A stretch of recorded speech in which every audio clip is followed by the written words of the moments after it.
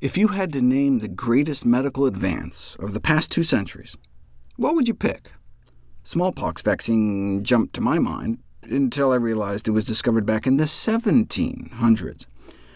The British Medical Journal compiled a list of 15 contenders, but which would take the crown? Would it be anesthesia? Kind of nice to be asleep during surgery. Would it be antibiotics?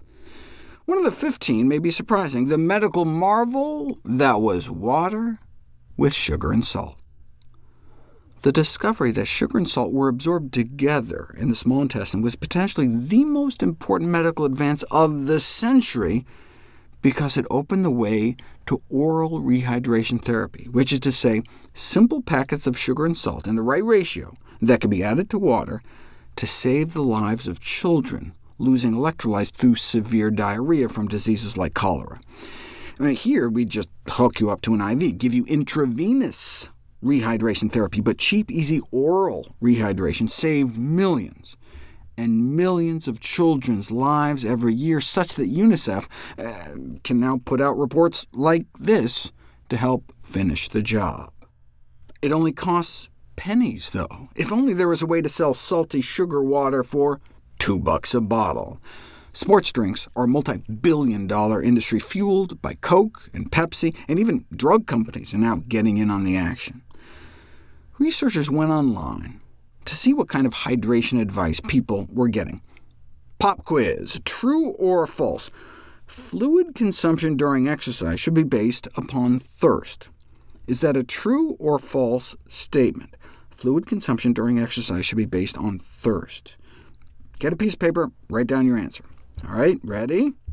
Next question. Electrolyte intake is not generally necessary during exercise. Keeping score?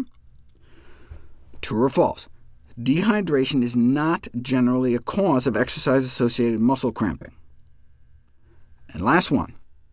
Exercise-associated muscle cramping is not generally related to electrolyte loss.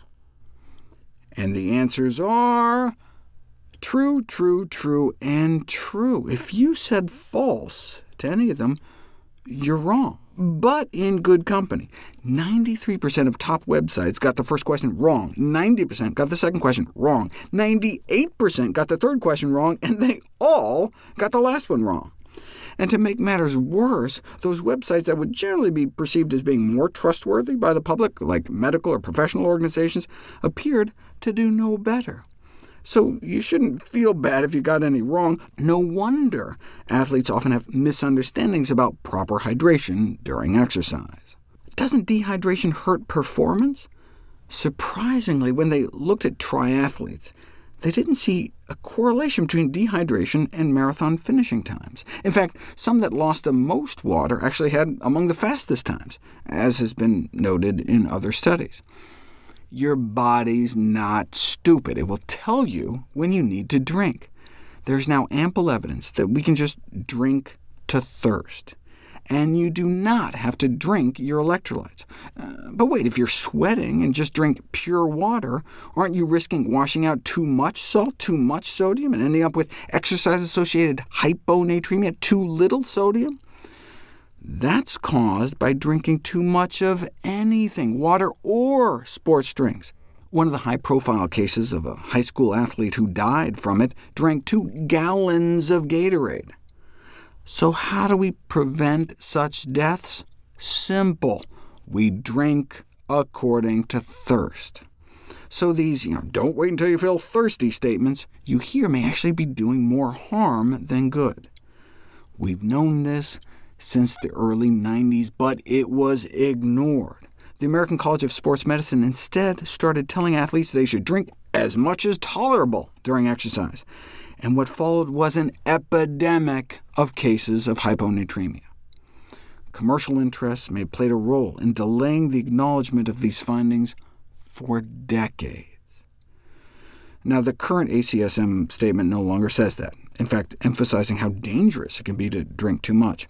But they still plug sports beverages as sometimes preferable to water. I wonder who these authors are. Funding received from the Gatorade Sports Science Institute, or on the Gatorade Sports Science Institute Speakers Bureau, Gatorade Science Institute, more Gatorade, a quick step over to the Coca-Cola Company, and then back to Gatorade. So anyways, which of the 15 medical marvels won, by the way? Was it oral rehydration to prevent deaths from cholera, or antibiotics to kill off the cholera bugs? No. Our greatest medical miracle over the last 2 centuries was sanitation, preventing the cholera from getting into our drinking water in the first place.